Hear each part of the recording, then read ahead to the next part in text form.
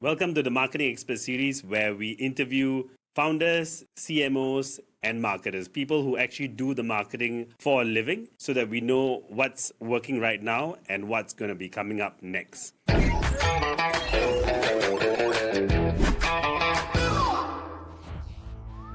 We actually used to run this as a written series. So the Marketing Expert series was something that used to exist on our website. And now we're bringing it to this new format as video. For the first guest, we have none other than my co-founder, Dhawal. Dhawal, welcome to the episode. Thanks, Razi. Hi, guys. My name is Dhawal. I'm the co-founder and the regional managing director of 2Stallions digital marketing agency. We are, as you might hopefully know, we are an agency based out of Southeast Asia with a team based in Singapore, Malaysia, Indonesia, and India. And these days, what I spend a lot of my time doing is focusing on AI and how it actually works for marketing teams and agencies rather than just talking about it. So here's why I wanted you to join us for this first episode in this format. Most people would have seen marketing in one company or in a few companies. But as someone who runs an agency over the last 14 years, you would have been inside marketing, looking at the marketing for hundreds of companies. So when you have been in that many companies, right, it's a bit of a superpower. It gives you a little bit of an insight that many people would not have. So what's that one pattern that you've seen that separates the brands that win from the ones that just struggle? Good question. So from my perspective, Razi, I think there are two things. The first is brands that win generally do not chase trends. What happens is very often you get enamored by the new tools, the vanity metrics, the latest platforms, and therefore you stop doing the boring stuff that actually helps move the needle. And I think that's a very important aspect. So the brands that generally win, they tend to do the boring stuff well, and they grind out day after day the kind of results that brings their business forward. And the second part is that brands that win generally do not fall in love with what's working, right? What I mean by that is they have a very experimental mindset. So rather than just sticking all the way with what's working and continuously spending money on it, even when it stops working, they keep experimenting or running side experiments that help them to understand what else might work. So that when the thing that's already working starts dipping in terms of its results, they have something else that's already picking up and helping them to continue moving forward. Because when it comes to digital marketing, as you very well know, it's a moving target, right? And what works today will not work in 6 months or will not work in a year. Yeah, I mean, there's the thing with digital marketing. It keeps evolving. Every few months, every few weeks, there's a new thing that's happening. And as marketers, we have to keep evolving. So those are the winners, right? Those are the companies that have done very well. When you look at on the other side, when brands that are spending a lot of money, they're burning a lot of money right now. Maybe they're doing things that everybody else is doing because that's what's on trend, but it mostly doesn't work. Where do you see brands right now burning the most money? This might be a bit controversial, but I think the answer to this would be paid media, right? And the reason I say that is not because paid media is bad. It's just that a lot of times brands keep spending money on a messaging that doesn't work, right? So rather than trying to fix the messaging for their ads or for their landing pages, they keep spending money thinking that, hey, if I increase how much I spend, I'm going to get a better outcome. And the truth is you can't really outspend your positioning, right? So I think that's something that it's very obvious very quickly, especially when it comes to paid media, because the moment you start spending money, you immediately start getting feedback from your campaigns. And so from that perspective, it magnifies the fact that your brand's positioning is wrong or your messaging is wrong. I went for a conference sometime back and the speaker said exactly the same thing. So what they did was they switched off their ads and they said that they saw no difference in terms of the results that they were getting. I think even a few years ago, there's a brand called Lush. I think they stopped doing social media marketing. They stopped running paid ads. But wouldn't that be the case for brands that are already well established? So let's say I run a chiropractic clinic here in PJ. Running ads will still work for me, right? Definitely. So if you're looking to get initial awareness, for sure you want to be running some form of ads, but those ads still need to lead to some other things, right? So the things that help you to get long-term sustained success, right? So while you're running ads for the short-term burst in awareness or in initial conversions, you still want to be focusing on things like your SEO, which includes being found on search engines today as well as the latest AI models. You still want to focus on building a community, to build out your own mailing list that you own so that you can continue to get success beyond just the initial burst that you get from paid media. So those are things that will end up serving you well in the long run. What actually works, but most people don't really want to do because maybe it is slow, it is boring, or it just takes a long time to see any results? I think in our industry, the one that gives you the best long-term results has always been search engine optimization. Today, we call it search everywhere optimization just because of the fact that AI has become such an integral part of our lives, and therefore more and more people are searching or having conversations with ChatGPT or Claude or Perplexity or Gemini. From that perspective, in the long run, I would say you definitely need to focus a lot more on getting found organically, because when you do that, you essentially help your business get organic traffic, which is generally more trusted because they found you organically.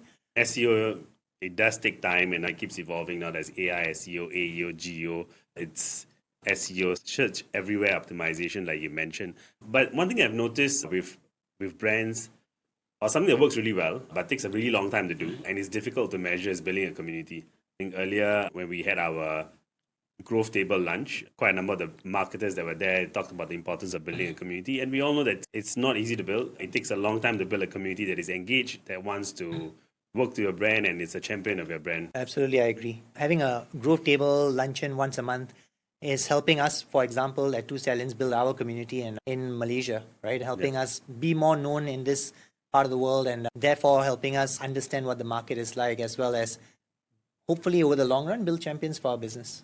You're also a fan of building a newsletter, right? Building up a sizable newsletter and then using that to stay in touch, build a community, stay in touch with the consumers and get them to take action whenever there's a new product, a new launch, or something new to offer. Absolutely. When it comes to newsletters these days, though, people are getting a lot more picky. So when you're writing a newsletter, you still want to make sure that it's resonating with the audience. So while broadcasts do work for us, especially once a month broadcast in terms of overall company news, you still want to engage more on a more personalized level with your audiences by ensuring you have a segmented audience. Okay, let's go into some client insights. The question here is, what's the most expensive marketing mistake that you've seen a brand make? So there was, without naming any names, basically there was this bank that we worked with back in the day. What happened was that they saw a rival bank run a meta ads campaign for their product and achieve a lot of success through it. So they came to us and they're like, hey, we want to run a similar sort of campaign because we think we're going to be as successful, right? So we helped them run the campaign. They spent tens of thousands of dollars. We helped them tweak the ads, tweak the marketing segments, tweak the creatives, etc. But the challenge was that while the campaign was similar, the product that they were pushing was not, right? So from that perspective, we drove traffic to their site, but when the audience landed on their website, they were not able to convert because the product wasn't something that they wanted, right? So from that perspective, whenever you're running any sort of campaigns or running anything, you can't sell a bad product, right? So at the end of the day, if your product can't cut it, no amount of marketing is going to help you cover that up. Recently on LinkedIn, I've been making posts around F&B and influencers shifting their online influence, their big following into buying products from them. You know, they coming to the restaurant, coming to their burger joint. And one of the insights from someone who was commenting in the post, you were sharing how, yes, your influence, your fame can get the person to buy once, can get the person to come to your store once. But if the quality of the food, the quality of the product is poor, they're not going to buy again. So you're right. No amount of marketing is going to save. Yeah, a bad product. Let's look at companies of different sizes. When we think about marketing for these different size companies, it definitely changes. So what would work for, say, a new startup that would not work for an established brand? At 2Stallions, we have had the fortune of being able to work with startups all the way to MNCs. So we do have a fair bit of experience in terms of what works across the board.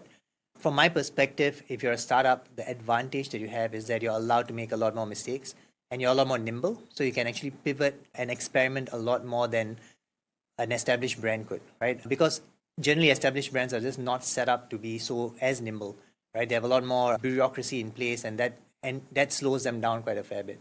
But as a startup, you can now run an experiment, even if it's a weird experiment, see whether it works. If it doesn't, just move on from there. And you have this advantage of being founder-led in terms of your messaging out in the world. And that makes you a lot more human and much more approachable, right? So that really works well for startups and it's hard for MNCs or large corporations to emulate. On the flip side, if you're a large brand, what you have is a much more sizable budget, right? And therefore, you can actually spend a lot more on running campaigns for brand awareness, build up your brand equity over time, and basically subsidize it for a much more prolonged period for your product until it gains the kind of mind share that you want it to, right? And then becomes entrenched in the market. A startup doesn't have that level of flexibility because for them, every dollar counts, and therefore they need results much more quickly. They can definitely not run awareness campaigns for a prolonged period and hoping that their product gets the kind of mind share that they need. Well, maybe a well-funded startup and willing to burn Yeah, their money with well, then awareness you're going to campaigns. have a lot of investors being for your blood. Yeah. Yeah, that's true. Let's now talk about AI. I mean, we can't have a conversation about marketing these days without talking about AI. I mean, when I looked at ChatGPT, I think in December 2022, I was very concerned with how it's going to impact our industry, how it's going to impact digital marketing services. I think as marketing agency owners, as marketers, we've had sort of a front row seat to the developments in what's happening with AI and how it's impacting in our industry. So what's genuinely changed now that there's AI? How has it genuinely changed marketing? And what still remains just a lot of hype? Raz, you already know that I'm super bullish about what AI can do. You have been watching me play around with all the different tools and get excited and break things and fix things and try new things out. So from my perspective, the thing that has genuinely evolved, and it's blown my mind how much it has evolved, is just the speed and the efficiency with which now things can move forward. Right? As an agency, now you can do your drafting, your reporting, your analysis at a much faster pace, right? 5 or 6 years ago, we did like an SEO in-depth analysis that covered thousands of pages, and I spent 3 to 4 weeks with the team analyzing those pages, writing scripts on Excel to try and figure out what the insights are, right? And then coming up with those insights myself. And today, if I had the data ready and scrubbed and cleaned, I would be able to do the same thing within the matter of a couple of days at most, right? And of course, spending a bit more time on the insights and doing the more human part of understanding the data and making sure that the insights land correctly. So I think that part has genuinely evolved, and as not just in marketing, but I say across the board in many, many different industries. The part that is still hype, and on LinkedIn, considering that you and I are both very active on LinkedIn, we see this all the time, like, well, how AI is killing an industry or how AI is completely destroying a particular role, right? So one of the biggest one is autonomous agents that are going to do all the work in marketing. That's the big one. And to be fair, I'm on that train as well because I want to be able to not touch AI and let it do all the work without me doing anything, right? And I'm experimenting, but is it possible? No, it's not. Because at the end of the day, what really matters is human judgment.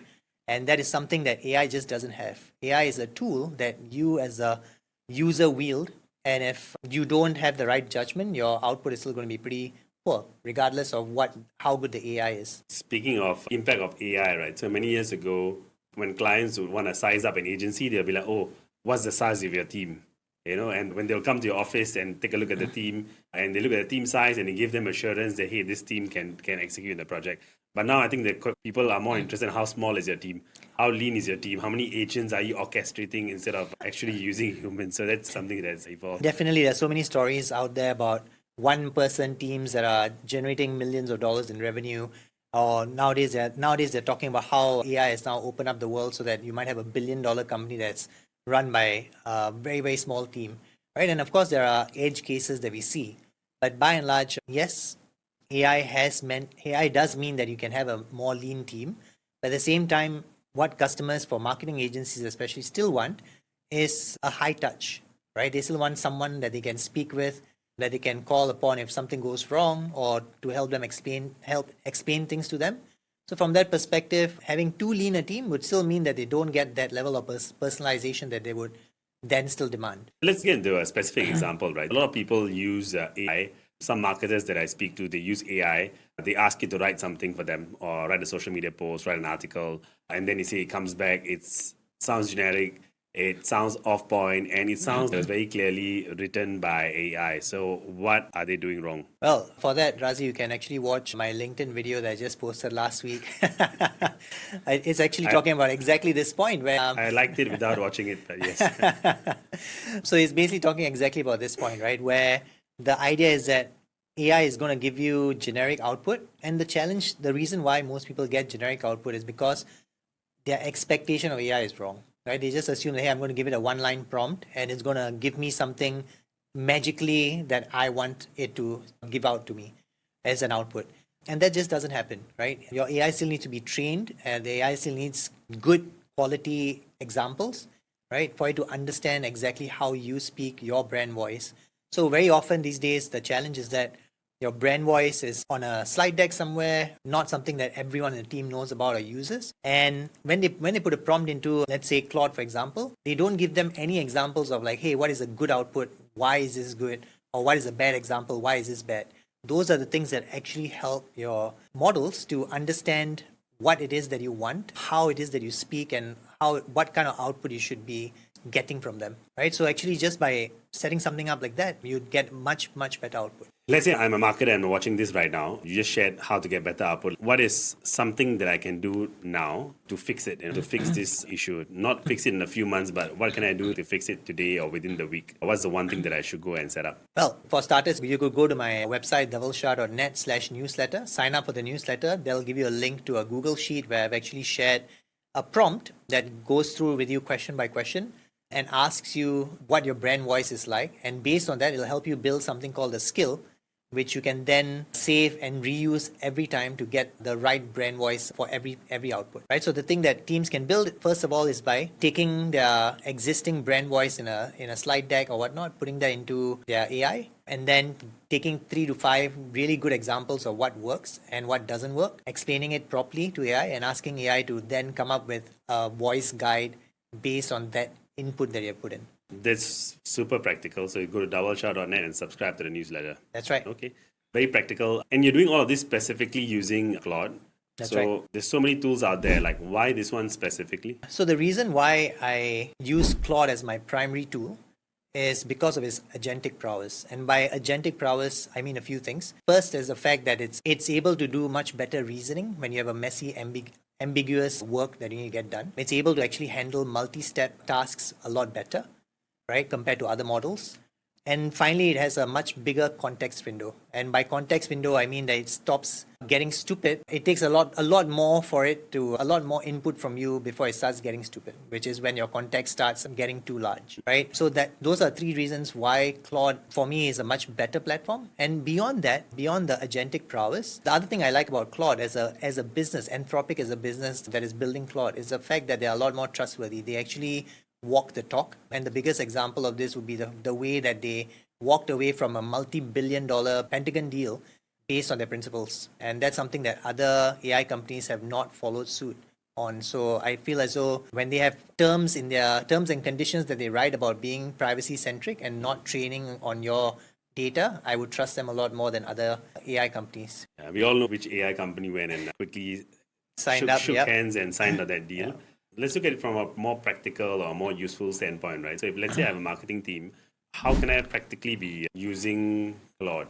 Because when you go to Claude, there's so many things there. There's Claude Code, there's Claude Co-work, there's Claude Skills, there's Claude Design, like Claude Projects. How does a marketing team get started? So basically, Claude is building out an ecosystem for you to be able to do work directly through it, right? I think what the eventual goal is that you have a single interface through which you get all of your work done without leaving it. And I've already personally experienced this through some of the experiments that I've run through Claude, where I don't need to leave the Claude ecosystem in order to create my content on LinkedIn and post it and schedule it and to see how it's doing, or even to create a fully edited video without leaving Claude, right? And so if you're starting today, I would say if you're a team, you should sign up for Claude Teams, just mainly because there's a collaborative feature that they have, and that would be in the form of projects. So in a Claude project, for example, you can set up your SOPs, you can set up your specific tasks within that project and then share it with the rest of the team, right? So that anyone who needs to do that task will follow the same SOPs, follow the same structure, and therefore get similar output that is of a baseline quality or the quality that you are okay with, right? So that's Claude projects. And then if you want to move towards more agentic work, that's when you move from Claude projects, which is in the chat interface, to co-work. And co-work basically moves from you working on a task or doing a task versus actually getting a job done. So co-work helps you get a job done versus just doing a task. So you just tell co-work what your outcome is, and then it'll try to help you come up with the steps and execute on them. It's a pretty interesting ecosystem that they're building.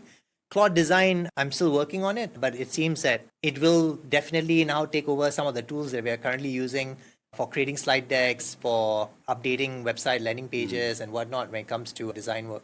Yeah, I've been using a lot of Claude projects myself. So if you look at my LinkedIn posts with the marketing carousels, very beautifully designed. The content, the research is all done via Claude and it's all set up neatly in a project. So the output is exactly what I'm looking for. So I've been teaching AI in marketing, right? Been using AI in the marketing task. Recently, someone made a comment and they said, hey, why are you teaching this? Eventually, agents are going to do everything, right? And we see this word agents being thrown out around. Everyone is trying to set up Claude, trying to set up Hermes, lots of talk around agents. So if you're going to look at it for a marketing team, right, and they want to actually try an agent, firstly, how do you get started? And what's the first agent you would recommend that a marketing team set up? I would say do not start by building agents. Start by finding a problem that you want to solve. I myself have deployed OpenClaw and Hermes for myself, and my Hermes agent is something that I can't do without today. But before I even went to the stage where I'm deploying Hermes or deploying OpenClaw, I started by figuring out what problems that I had. Right? I'll give you an example of this exact scenario where I wanted to start with an autonomous agent. Right? For example, my LinkedIn profile, all of my content there is generated through Claude. Right? Before I set that up, I actually wanted to build an agent that would handle all of it for me without me having to raise a finger, all just through me talking to it. And very quickly, I realized that there were a lot of challenges, a lot of things that the agent couldn't do, right? And then I fell back and I was like, hey, what's the problem I'm trying to solve? And then I started by creating a Claude project and then working out exactly what the steps are that I needed to get done. And from there, I realized that, oh, I could actually move towards agentic work and move this project over to Claude Code in order to get things done. And in Claude Code, it is almost like a talking interface, which is similar to like a autonomous agent, except that my judgment is still required because at the end of the day, is my LinkedIn profile. I want to make sure that the content that goes out is what I would say and the way I would say it, and that I have actually approved it, right? So at the end of the day, if you are a marketing team that's starting out, find a problem to solve, focus on solving that problem. And then once you have figured out that, hey, this is how AI solves a problem, then move one step forward, like how I did in my LinkedIn, to make it more autonomous and, bring in the autonomy at that point in time. Because otherwise, when it comes to AI, garbage in is going to produce garbage out, right? At the end of the day, what matters is the judgment that you as a human brings to the problem and to the solution. And all of those things will not disappear just because you have an autonomous agent. Like even right now, I'm still experimenting with OpenClaw on how it can actually fill out a multi-step process on marketing, on different marketing aspects. But at every stage, I realize that, oh, there's a human judgment that is required. And therefore, I still need the agent to stop and ask me for permission or ask me for approval before it moves on. Because otherwise, the quality of content will degrade. So the agent doesn't post immediately. It will create the content, create the visual, put it into a database, and your job is to go in and approve. And once you approve, it automatically posts, or do you have to do it manually? It's simpler than that. I basically go and tell my agent, hey, come up with my weekly content. It already knows my monthly brief because at the start of the month, it'll ask me what's your goals for this month. So then based on my monthly brief, it'll come up with my content for the week. It'll create 3 posts. It'll take posts from my own story bank, and my story bank is basically stuff that I've told it about different parts of my life or different parts of my work, and therefore it's pulling from that. And then it'll write it in my voice. It'll write the content. It'll ask me, hey, is this content right? Do you want to make any changes to it? I'll say yes or no. For example, maybe I might want to try out a new style of writing it, in which case I can tell it to make edits. And this process for me takes about 10 minutes because 5 minutes is where it actually finds the best stories, puts it together, and then it just shows it to me, right? One after the other. And all I need to do is say yes, no, yes, no. And after it's done that, then it'll be like, okay, this is the post. Now, do you want image or do you want a carousel? Right? So again, depending on the kind of content, I decide, oh, I can do this as a carousel rather than an image. Then it'll go off and create the carousel and create the image, bring it back, and ask me to just approve it. Because again, when it comes up with the images, maybe it may not be on point every time, right? When it comes to carousels, because there's like 8 or 9 images, again, there may be some slides where I'll be like, hey, this can be improved. So then that's up to me whether or not I'm okay or willing to have that slightly lower standard in quality, or whether I wanted to make a few changes.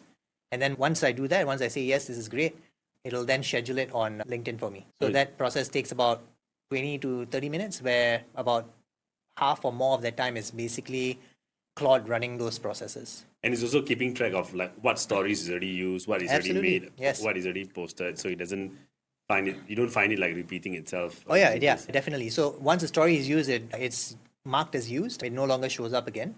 And then of course I tried putting in an analytics piece, but unfortunately for LinkedIn, analytics is a bit tougher. They don't just share their analytics data with single users.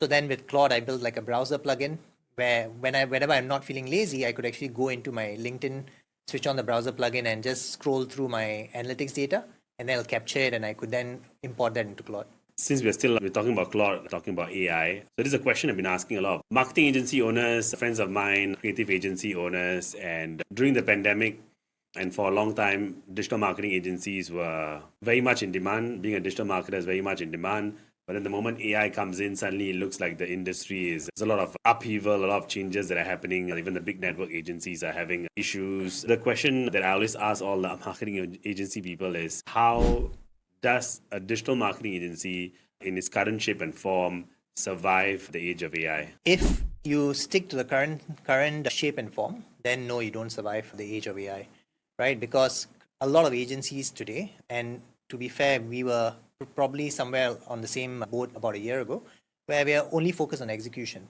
right? And if you look at what I just said when we started this conversation around AI, is that speed of execution has improved dramatically. So then if you're still focused on execution, then you're not going to survive because your speed of execution can never match what AI can do. So basically, as an agency, you will have to evolve. And I mean, that's what we have done since we started our agency as well, right? And the main thing is you can't bill by hours anymore. So I can't say like, hey, I have a team of 10 people that's going to be working on this project, and this is the number of hours or days that they spend, and therefore this is a bill based on the hours. And that's generally how we currently price projects, right? Based on the hours that are going to be spent. Because now with AI, your speed of execution has increased dramatically. So now the way you have to price it is based on your judgment, right? So, and that's something that's still evolving, and we need to figure out how that will look like in a few years. So for you to survive, like what has it changed, right? Beyond the way we are doing billing, like for an agency to survive, give any suggestions for marketing agency owners out there, like what has to change? The mindset definitely has to change, right? Like again, just a year ago, when it came to coding with AI, the consensus was you can't the coding is an assistant. The AI code is an assistant. It's not something that can take over and run your code for you. But today, Anthropic's own engineers are not coding anymore, right? Anthropic's Claude is coding itself. So from that perspective, it has evolved to a stage where if let's say I'm building websites, or if I'm building any sort of applications, I'm actually not needed as a human in the coding loop, right? And that's where the bulk of the hours would be spent. But I'm still needed from a judgment perspective. I need to figure out like exactly what the spec is, what it is that the client wants, what's the outcome that they are hoping to achieve. And then when the code output comes, is it matching the requirements, right? So it's a mindset shift in terms of what your role is. And then you need to be able to be comfortable with that new role. And that's where the crux of the pain is, right? Because a lot of people in marketing agencies today might have challenges with accepting that shift. Right. Which then brings it to a bit more of an individual question, right? So if I move away from agencies, if for the individual marketer who's watching right now, maybe feeling a bit nervous about his role, feeling a bit nervous about her job, what does he or she need to do now to ensure that they stay relevant and they stay valuable? At the end of the day, again, like I said, the biggest aspect, and I'll keep repeating this over and over again, is the judgment that a human brings, right? Your AI is a tool that you're building, and you as a human are the one that has to take responsibility for the output that it comes up with. So the more experience you have in the space of AI, the more you learn how to use it properly and to wield it correctly, the better your output's going to be. And from that perspective, practice, learn, don't be scared to use it, right? That will help you as an individual to figure things out and make sure that you're still valuable in your role, because your judgment is going to be what helps the AI to come up with the output in a speedier, more efficient way. One of the things I always suggest to people who ask me this question is to tell them to try it out themselves. Like one best place to at least use Gen AI is to do it on your Instagram, to do it on LinkedIn, use these tools to create content, put it out there, see how it performs, use these tools to build something for yourself, an app, your personal website, use it to do various things. And the more you experiment, the more you use, like what Dhawal has suggested, the better position you'll be as things change. So now when we look at hiring marketing agencies, In the past, you'd evaluate a marketing agency based on the quality of the proposal, based on the quality of the ideas, based on the speed of the turnaround. Now, I would think that everybody has access to these tools, especially agencies, because agencies are embracing these tools a lot faster than most. All of them will be able to create a good quality proposal relatively fast, and possibly because they're using AI, maybe the pricing might also be very competitive. So, if someone was to be hiring a marketing agency now in 2026, what should they be looking out for? Well, I would assume that in this day and age, they want to know how speedy and how efficient or how comfortable they are with the use of AI, right? So beyond just knowing the strategic part of it and making sure that you are being able to come up with a proper holistic strategy around their marketing efforts, because that part again is something AI can't really do well. You as a human will need to be able to come up with the strategic part. So the strategy is what is going to be one part that's going to be separating agencies, like how good is the strategy, how in depth it is. And the second part is basically how well you know how to use AI in order to make things move faster, right? Because that is what will determine turnaround times. It'll determine whether or not the quality of your output is good or getting better. So then from that perspective, I would say as an agency, like if you ask the agency like, hey, what sort of AI tools do you use and what sort of work do you do with AI? And all they can say, oh, we use ChatGPT. I think that's probably a red flag nowadays, right? Because you not just want to be using it for Gen AI, you want to be able to ensure, like in our conversation earlier today, they're talking about how they use it for processes as well as for analysis, for drafting, and so on and so forth. So it's not just Gen AI usage, it's for a lot of different aspects of work. So in the selection process, it's important to find out how well versed they are with AI, and also how are they using it beyond just using it to generate content, generating visuals. Yeah, and of course, and their privacy policy, right? Like if they're going to be using AI, like, hey, are those tools ensuring that my data doesn't get leaked? Because obviously I don't want my branding guidelines to be shared publicly, for example, right? My internal memos or my ideas and my creativity to be shared publicly by accident. So from that perspective, again, it's important to see what platforms are being utilized, whether the agency has actually thought through privacy of the client's data properly or not. Then that's something like, as you know, like when I was building out the MCPs and connectors for 2Stallions, I was very bullish about building it out, but at the same time, I was also adamant that we first try it on our own data and we make sure that the privacy terms and conditions are in place to make sure that there's no training on any data and there's no potential for leakage. Now we're going to be going on to the final few questions. So, what's one thing you believe about marketing that most people in the industry get wrong? I would say that the thing that bugs me the most is that a lot of people still consider marketing a cost item. I think that marketing is a long-term investment, right? For example, with the current war that is happening in the Middle East, what's happened is a lot of companies are cutting back on their marketing because, hey, for them it's a cost item. I can save on marketing and therefore I can save my margins and keep ensuring that I have money in my coffers. But what happens in the long term is that when the war ends and things normalize, the companies that have continued investing in marketing during the downturn, they will be reaping the benefits of not switching off their marketing, right? They will see rapid growth versus the companies that decided, hey, well, let me just hold on to this cash for now rather than invest it in my long-term growth, right? So I think that is something that again requires a mindset shift because obviously as a managing director myself, I understand where they're coming from. But at the same time, it's just a matter of what they should be prioritizing for long-term growth versus short-term cash reserves. And earlier we heard from someone about how they used an influencer for their marketing and how that influencer tripled their sales for 2 weeks in a row. Absolutely, and they were also very worried about the cost, the line item for the cost, right, for the influencer, and they were like, oh no, let's just take a chance. And it turned out really well for them. And just because of that, now they're considering paying another influencer like almost triple the amount that they paid for the first one, right? So it's, if you don't try it, you will not know what the outcomes are going to be. So you really do need to push the boundaries, experiment, and think of it as a long-term investment. Okay, now we're going to be coming to the end of our interview with Dhawal. So this is the rapid fire section. So the idea here is I'm going to ask you a question. You're going to be answering it. The first thing that comes to mind, don't be overthinking it. So the first question, what's the most overrated marketing tactic in 2026? Trying to be everywhere, especially on social networks. Like you are basically diluting your brand and stretching yourself too thin by trying to be on every single social network instead of focusing on the ones that might help you get the best ROI. What's the most underrated?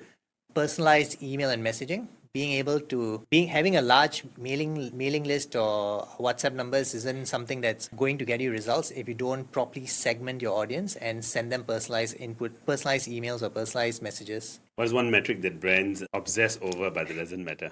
Slightly controversial, but I would say short-term conversions, right? So basically, if you're running ad campaigns and your goal is video views or form submissions, etc., I think they get very obsessed over like getting the numbers up for those. Yeah. Okay. I was thinking maybe you might say follower count. That's No, one I metric think that we brands have moved absolutely- past follow count from some time back You'll be already. surprised. There will be still some people who still obsess over the number of followers that you have. What's one metric that brands ignore that matters? Lifetime value driven ROI. LTV is how long a customer stays with you and how much money they actually spend with you, right? So just to lengthen this rapid fire, we worked with a client that didn't know his LTV, and we used to spend a small amount of money with them every month on their advertising, right? So he used to get leads, and then once he started collecting the LTV, they realized that, hey, we are paying a few $100s per lead, but each lead is actually generating way more than the few $100s over their lifetime. So that when a lead comes in, maybe the first year they might be breaking even on that lead. But because the lead stays with them for 3 to 4 years, they're actually making 3 to 4x amount that they actually put in. So just by having that perspective, now their ROI metrics change dramatically, right? So that sort of perspective is something that a lot of companies are still lacking. And I think that there's a lot of scope for them to be able to get this right and get much better outcomes for themselves. What's one channel or tool that you're going to be betting on for the next 3 years? This one I think I know the answer.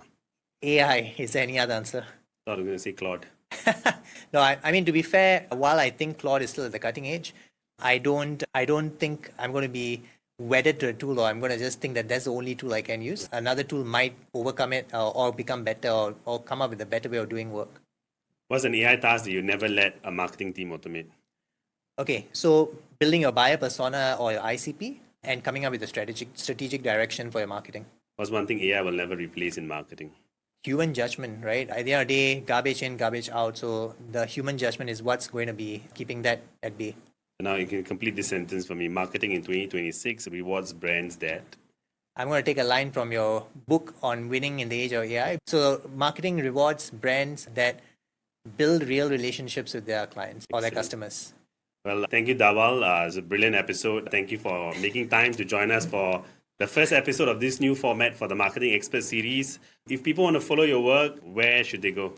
They can go to my LinkedIn profile and follow me on LinkedIn. And they can also sign up for my newsletter at my personal website, dhawalshah.net. And of course, if they want to work with us as an agency for any aspects of digital marketing, like I said, we are a full service agency. They should come to 2Stallions.com and leave us form submission over there. Okay, we're going to put all of those links in the description. If you found one thing helpful from this conversation, please remember to subscribe, and we will see you in a future episode. Thank you.